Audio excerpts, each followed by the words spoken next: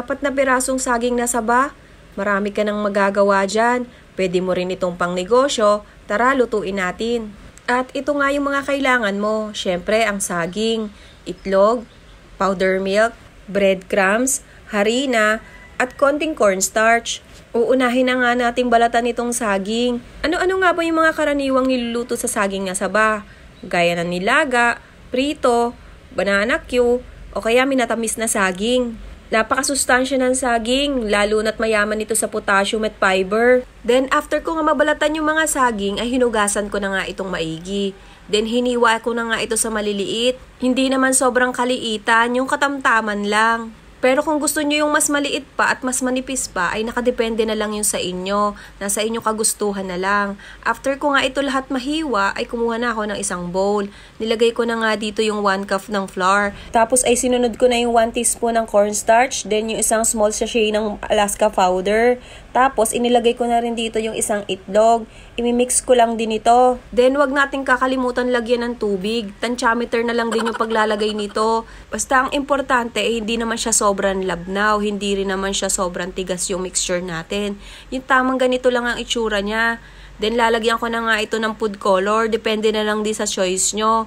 Konti lang yung nilagay ko para sakto lang yung pagkakakulay ng orange niya. Then pagka na-mix ko na nga ito ng maayos, ay kukuhain ko na nga yung breadcrumbs. Magsasali na rin ako sa lagayan. Then magpapainit na rin ako ng mantika sa kawali. Tapos ay iisa-isahin ko nang ilagay dito yung saging na hiniwa ko kanina. O baka akala nyo magtitinda ako ng itlog pugo o yung kwek-kwek, hindi saging itong ibinabad ko dito. Pag okay na nga yung mantika natin at mainit na, then pwede na natin itong ilagay dun sa breadcrumbs. Palilibutan lang din natin yung kabuuan nito. Then simulan na natin itong prituhin. Then take note na dapat yung apoy natin ay hindi sobrang lakas para hindi masunog yung ating niluluto. Then konti lang yung mantika na ginamit ko, hindi ko na dinamihan. Madali lang naman kasi itong lutuin eh. Saka kung mapapansin nyo ay hindi na ako naglagay ng asukal. Matamis na kasi yung saging na ginamit ko.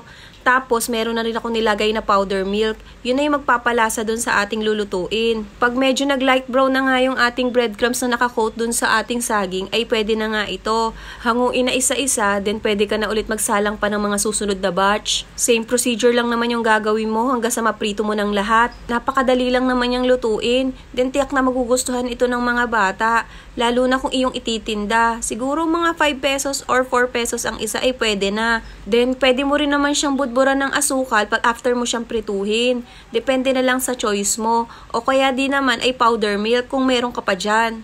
Isang idea na naman ito na pwedeng pang merienda ng mga bata. Napakatipid pa. Sa 4 na piraso ng saging, ang dami ko nang nagawa. Then after ko nga lahat itong maprito, ay syempre hindi mawawala yung tikiman portion natin dyan. Tingnan nyo naman kung gaano kasarap. I-try nyo na din at masubukan. Sa susunod ulit na pagluluto. Salamat!